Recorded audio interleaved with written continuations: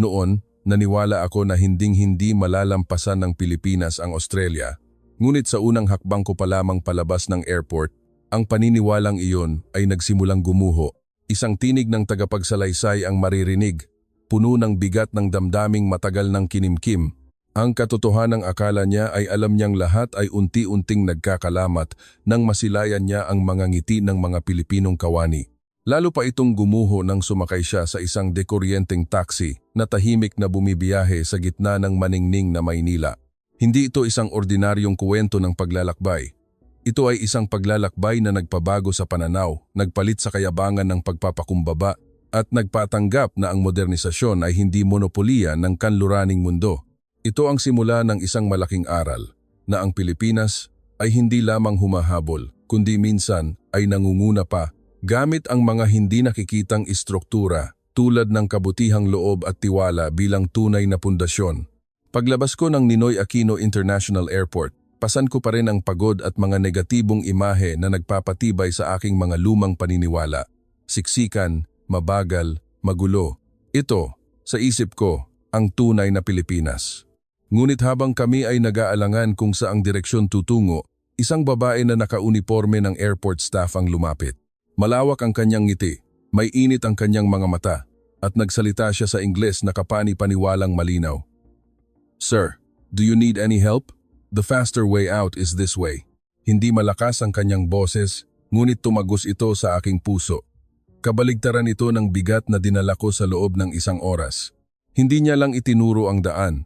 Ipinakita niya ang taos-pusong pagnanais na tumulong para sa akin noon. Ito ay parang isang maliit na bitak sa pader ng kayabangan na ako mismo ang nagtayo. Ilang minuto lang, madali kaming nakalabas, mas mabilis kaysa sa inaasahan ko. Nanahimik ako sandali, sinusubukang kumbinsihin ang sarili na baka isa lang itong eksepsyon, hindi ang katotohanan ng buong bansa. Ngunit ang imahe ng ngiting iyon ay hindi maalis sa aking isipan. Bigla, nagsimulang magtawagan ng taxi sa paligid. Inihanda ko na ang aking sarili para sa mga luma at sira-sirang sasakyan, mga upuang punit at maingay na makina. Ngunit iniabot ni Sophie ang kanyang telepono. Iminungkahi niyang subukan naming mag-book sa isang app. Sinabi niyang isang kaibigang Pilipino ang nag-install nito para sa kanya bago pa kami dumating. Nag-alinlangan ako. Sa isip ko, baka mabagal ang sistema o, sa pinakamasamang kaso, walang darating na sasakyan. Ngunit ilang segundo lamang matapos pindutin ang button, lumitaw sa screen ang napakaraming taxi. At ang pinakagulat ko, lahat sila ay mga dekuryenteng sasakyan, kulay matingkad na berde, na may malinaw na logo ng isang network na sumasakop sa buong lungsod. Mahinang tumawa si Daniel at bumulong. "Tingnan mo, Liam, kahit sa Melbourne, wala pang ganito karami." Napalunok na lang ako. Hindi ako makatutol dahil totoo iyon. Sa Melbourne, mahirap makahanap ng dekuryenteng taxi, ngunit dito, 10 ang nasa harap ko. Mabilis na dumating ang sasakyan. Makintab at malinis ang pinto. Isang binatang driver na nakasuot ng disenteng damit ang yumuko at bumati sa amin sa Tagalog at Ingles. "Magandang araw po, welcome." Ang kanyang boses ay napakagalang. Halos makalimutan kong nasa Timog Silangang Asya ako at hindi sa isang kabisera ng kanluraning mundo. Nang maupo ako sa mabango at malinis na upuan, isinara ang pinto at narinig kong biglang tumahimik ang ingay mula sa labas. Hindi ko napigilang mapabuntong hininga. Ang pakiramdam na inihanda ko para sa kalumaan at inis ay biglang naglaho na palitan ng hindi maipaliwanag na kaginhawaan. Dahan-dahan at suwabe kaming umandar. Walang ingay ng makina, tanging ang tunog lamang ng mga gulong sa kalsada. At nang tumingin ako sa labas ng bintana, nakita ko ang mga dekuryenteng charging station na nakahilera sa magkabilang panig ng daan. Ang mga kumikislap na ilaw na berde at pula ay tila mga senyales ng hinaharap na papalapit. Grabe, bulalas ni Sophie, halos idikit na ang mukha sa salamin. Higit pa ito sa inaasahan ko. Mas malawak ang charging network nila kaysa sa atin. Walang tigil sa pagkuha ng litrato si Sophie, nanginginig ang kanyang kamay sa excitement kaysa sa pagod. Hindi ito pahuhuli sa Singapore, bulong niya sa sarili. Nakatulala lang ako, pinagmamasdan ang logo sa manibela na may halong pagkalito. Para bang may dahan-dahang nagbubukas ng isang maliit na pinto sa aking isipan na matagal kong pilit isinara. Gusto kong maniwala na ito ay nagkataon lamang, isang maliit na bahagi ng isang malaking lungsod. Ngunit sa kaibuturan ko, alam kong ang pader na aking itinayo ay nagsisimula ng yumanig. Nang ihatid kami ng sasakyan sa aming tinutuluyan, muling yumuko ang driver at sinabing maaari kaming magbayad sa pamamagitan ng app. Kinuha ko ang aking telepono, sinubukan ang proseso, at sa loob lamang ng ilang segundo, lumitaw sa screen ang mensaheng, "Payment successful." Isang kakaibang pakiramdam ang bumalot sa akin. Nasa Maynila ako, ngunit mas madali at mas mabilis magbayad kaysa sa Melbourne. Nang gabing iyon, sa maliit na silid ng isang student dormitory, umupo ako sa harap ng computer. Balak kong magsulat sa aking journal, tulad ng dati kong plano. Gusto kong isulat na ang sistema ng transportasyon at serbisyo sa Pilipinas ay napag-iwanan pa rin. Ngunit nang dumampi ang aking mga daliri sa keyboard, ang imahe ng ngiti ng airport staff, ang tahimik na dekuryenteng taxi, at ang confirmation ng bayad sa app ay biglang pumasok sa aking isipan. Natigilan ako. Binura ko ang pangungusap na katatipe ko lang at dahan-dahang isinara ang laptop. Nang gabing iyon, alam kong ang pader na akala ko'y matatag ay nagsimula ng magkaroon ng mga bitak at hindi ako sigurado kung maibabalik ko pa ito sa dati. Dahil ang katotohanan ay nagsisimula ng pumasok at pinipilit akong tanggapin na marahil ang Pilipinas ay hindi na pag-iwanan tulad ng aking inaakala, kundi tumatakbo pa nga pauna sa paraang hindi ko kailanman inasahan.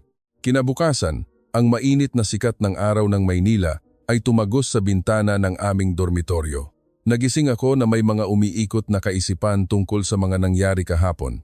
Ang imahe ng mga dekuryenteng taxi at ang sistema ng pagbabayad sa app ay patuloy na bumabagabag sa akin na para bang sinasabing ang mga akala mong alam mo ay hindi na ang buong katotohanan.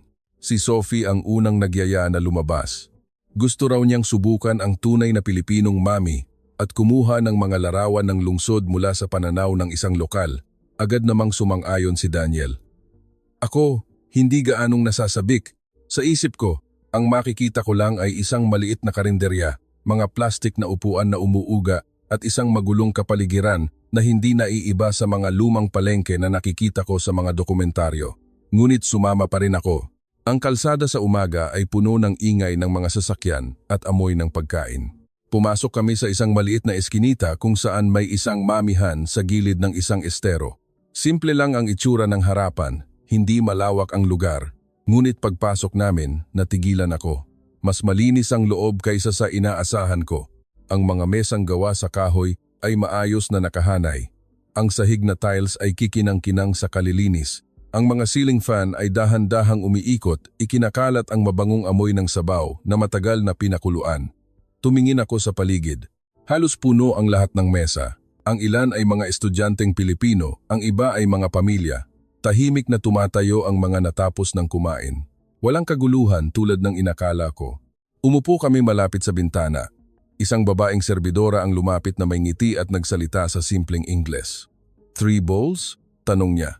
Napatango si Sophie sa sobrang pananabik. Si Daniel naman ay abala sa pagkuha ng video sa kanyang telepono. Parang isang mananaliksik. Ako, tahimik lang na naghihintay. Wala pang 5 minuto, inihain na ang mga mainit na mangkok ng mami. Ang sabaw ay malinaw na parang salamin. Amoy na amoy ang mga pampalasa. Ang malambot na karne ay maayos na nakapatong sa ibabaw ng makinis na noodles. Hindi ko maiwasang ikumpara ito sa mga Filipino noodles na natikman ko sa Melbourne. Doon, malabo ang sabaw at matabang ang lasa. Ngunit ang nasa harap ko ngayon ay puno ng detalye amoy, kulay at lasa. Kinuha ko ang aking mga chopsticks at kutsara. Sa unang higop, ang tamis at linamnam ng sabaw na may kasamang halimuyak ng mga herbs ay tila nagpamanhid sa aking dila. Hindi lang ito pagkain. Para itong isang sining na ipinapahayag sa pamamagitan ng lasa. Wow! This is way better than I expected, bulalas ni Sophie.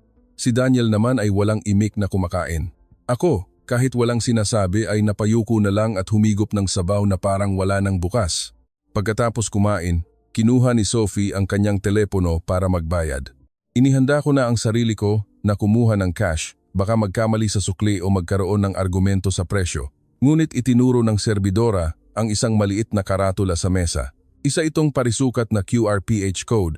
Itinutok ni Sophie ang kanyang kamera. Sa loob ng ilang segundo, lumabas sa screen ang mensaheng, "Payment successful." Walang cash, walang credit card, walang mahabang proseso ng PIN. Natulala ako. Ang puso ko ay kumakabog sa pagkalito. Sa Melbourne, kahit na pinag-uusapan namin ang paglipat sa isang cashless society, sa totoong buhay, kailangan pa rin naming iswipe ang card at ilagay ang PIN. Minsan, nagkakaaberya pa ang terminal. Ngunit dito, sa isang maliit na mamihan sa tabi ng estero, ginagamit ng mga Pilipino ang teknolohiya ng napakabilis at natural na parabang paghinga lang. Napatingin sa akin si Daniel at ngumiti. Nakikita mo na? Ito ang bilis na hindi natin inaasahan.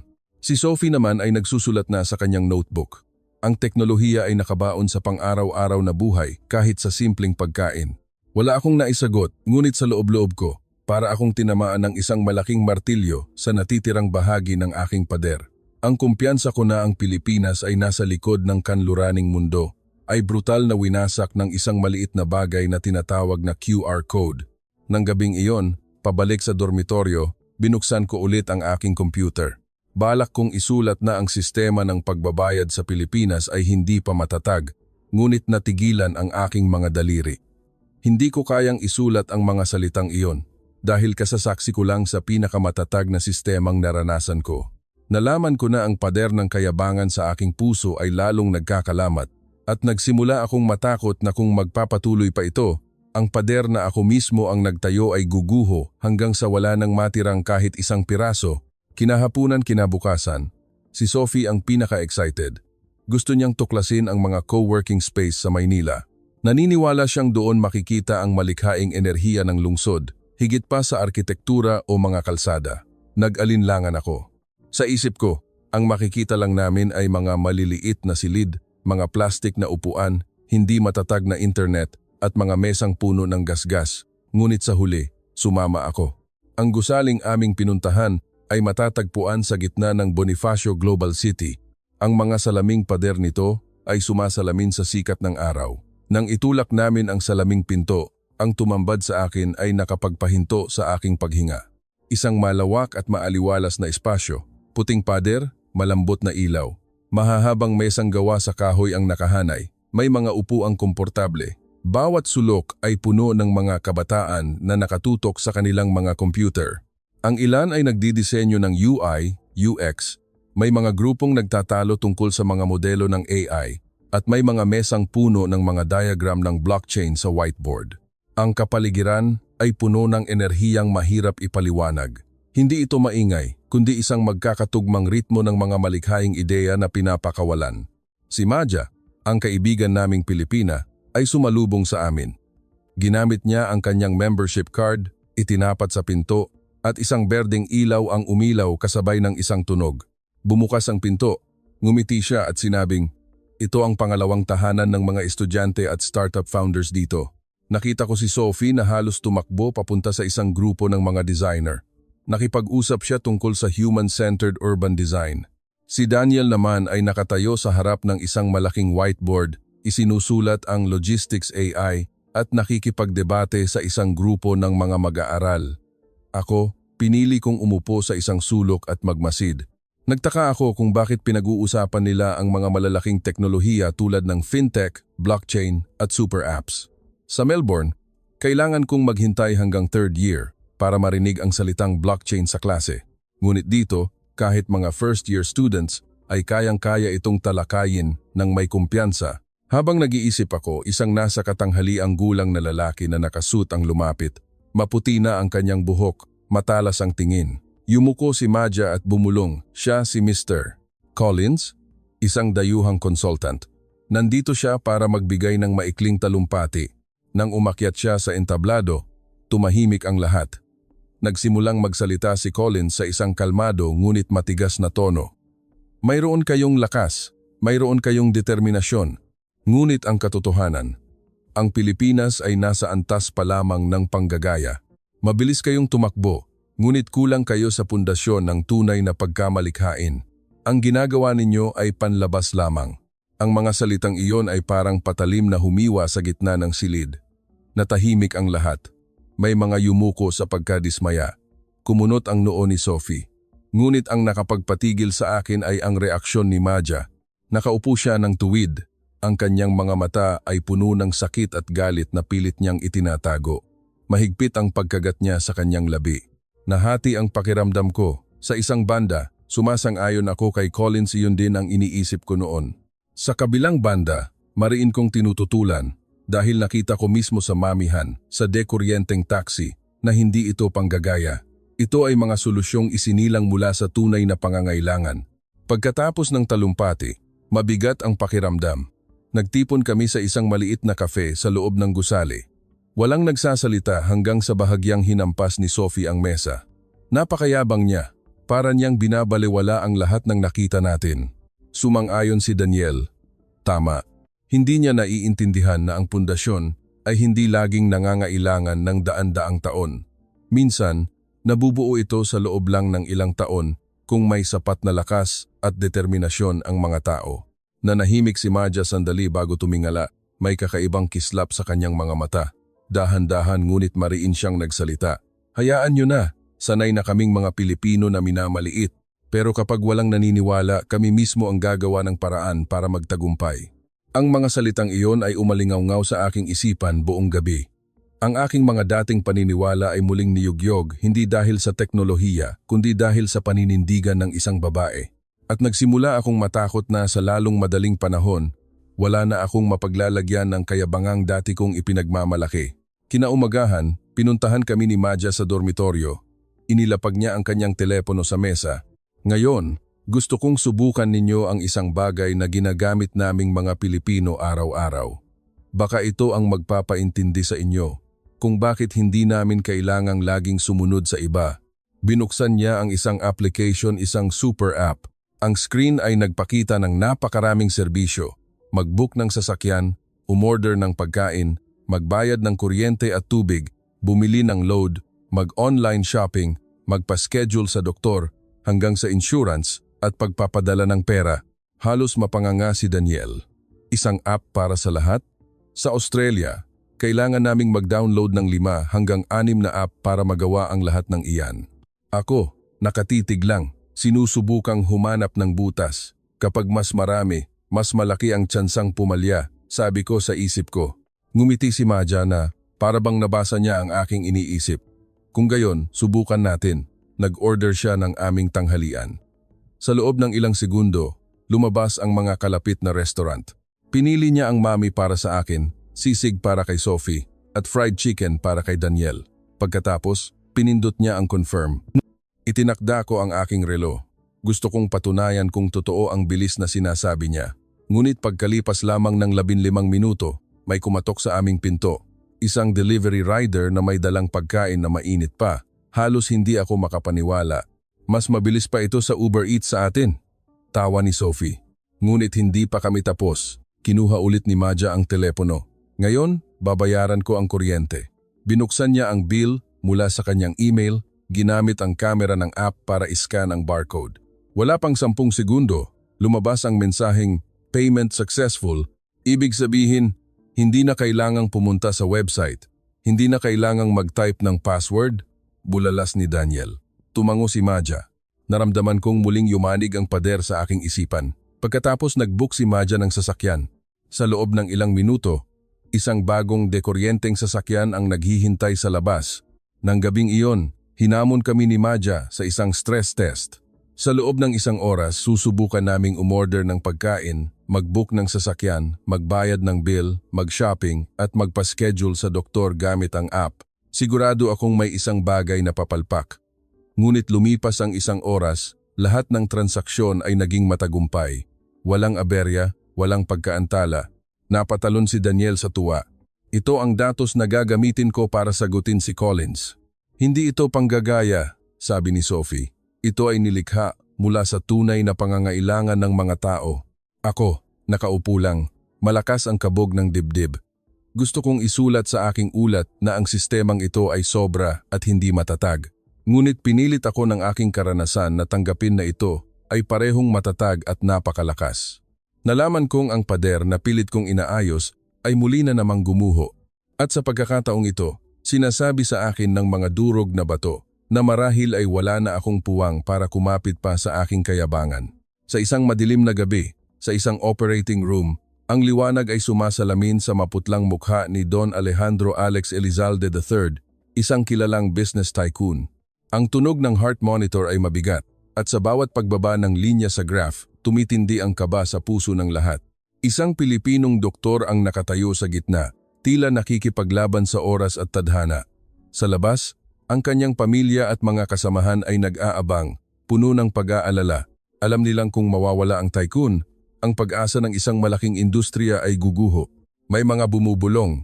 Bakit hinayaang isang Pilipinong doktor ang mamuno sa operasyon sa halip na ang mga dalubhasang dayuhang doktor mula sa Amerika, Germany at Japan? Ngunit sa kaibuturan nila, alam nila ang sagot. Dahil ang Pilipinong doktor ang nag-iisang naglakas loob at naniwalang posible ang isang milagro, kahit labag ito sa lahat ng pagtutol. Dumaan ang bawat minuto na parang isang oras. Ang kamay ng doktor, kahit bahagyang nanginginig, ay naging matatag. Ang nakikita niya ay hindi lamang isang pasyente, kundi ang kinabukasan na nakasalalay sa kanyang mga kamay. Samantala, sa labas ng ospital, ang mga mamamahayag mula sa buong mundo ay nag-uulat ng live. Ang hashtag tungkol sa pakikipaglaban ng doktor ay naging numero 1 sa social media. Nang dumating ang kritikal na sandali, halos huminto na ang tibok ng puso ng tycoon. Nagpasya ang Pilipinong doktor na gamitin ang isang pamamaraan na wala sa mga aklat, isang kombinasyon ng kanluraning medisina at makabagong pamamaraan na siya mismo ang nag-aral. Nagulat ang mga dayuhang doktor, ngunit walang nangahas na pumigil. At pagkatapos, na parang kidlat sa kalangitan, muling tumunog ng malakas ang monitor. Ang graph na bumabagsak ay dahan-dahang tumaas. Ang mga mata ng tycoon, na dating nakapikit, ay nagsimulang gumalaw. Isang malakas na hiyawan ng ginhawa ang umalingaw-ngaw. Ang mga dayuhang doktor na dating nag-aalinlangan ay yumuko bilang pagkilala sa katapangan at galing ng Pilipinong doktor. Nang kumalat ang balita, nagulat ang buong mundo. Ang pagliligtas na ito ay hindi lamang paggamot sa isang pasyente. Ito ay isang pagpapahayag sa mundo na ang pananampalataya, katapangan, at pusong hindi sumusuko ay maaaring lumikha ng mga himala. Nang maging stable na ang tibok ng puso, ang tensyon sa silid ay napalitan ng mga buntong hininga ng ginhawa. Tinanggal ng Pilipinong doktor ang kanyang mga guwantes. Ang tagumpay na kanyang naramdaman ay hindi para sa sarili, kundi dahil naniniwala siya sa puso ng tao at hindi sumuko sa tadhana. Isang doktor na Aleman ang nagsalita. Hindi lang ito medisina, ito ay pananampalataya sa buhay ng tao. Sa labas ng ospital, libu-libong tao ang umiiyak sa tuwa. Ang mga headline sa buong mundo ay sumisigaw. Milagro sa Maynila, doktor na Pilipino, iniligtas ang isang magnate, isang aral ng katapangan na dapat tandaan ng mundo. Nang magkamalay si Don Elizalde kinabukasan, hinawakan niya ng mahigpit ang kamay ng doktor. Hindi mo lang iniligtas ang buhay ko, sabi niya. Iniligtas mo ang pananampalataya ng marami. Ang aral na natutunan ng mundo mula sa pangyayaring ito ay malinaw. Ang kapangyarihan o teknolohiya ay hindi ang lumilikha ng mga himala. Ito ay ang determinasyon, pananampalataya, at pusong hindi sumusuko. Ang gabing iyon ay hindi lamang isang laban kontra kamatayan, kundi isang pag-ukit sa kasaysayan na ang mga himala ay laging posible kapag tayo ay naglakas loob na maniwala at kumilos. Ang kwento ng tycoon at ng Pilipinong doktor ay hindi lamang isang medikal na kaganapan. Ito ay isang alamat ng pananampalataya na nagpapaalala sa atin na ang mga himala ay hindi nagmumula sa makina o kapangyarihan, kundi sa isang di matitinag na paniniwala at pagkilos na may puso. Ito ang aral na dapat tandaan ng mundo. Bawat buhay ay mahalaga. Kung hindi tayo susuko at mananatiling nananampalataya, ang himala ay laging posible. Itinuturo rin ito sa atin na ang tunay na kadakilaan ay wala sa posisyon o katanyagan, kundi sa isang pusong handang tumulong sa iba at marunong yumuko para magpasalamat sa mga maliliit na bagay na nagbibigay ng malaking kahulugan sa buhay. At ito ang dapat nating isabuhay. Manampalataya sa kapangyarihan ng kabutihan, maniwala sa halaga ng hindi pagsuko, at tandaan na kahit sa pinakawalang pag-asang sandali, ang himala ay maaaring naghihintay lamang sa ating harapan. Kung ang kuwentong ito ay umantig sa iyong puso, mangyaring mag-subscribe sa channel na ito upang hindi makaligtaan ang mga kuwentong puno ng inspirasyon. Huwag kalimutang mag-like, mag-share, at mag-iwan ng komento upang sabihin sa amin kung ano ang iyong natutunan. Dahil bawat salita, bawat pagbabahagi, ay lakas na magpapasa ng pananampalataya at pag-asa sa milyon-milyong tao.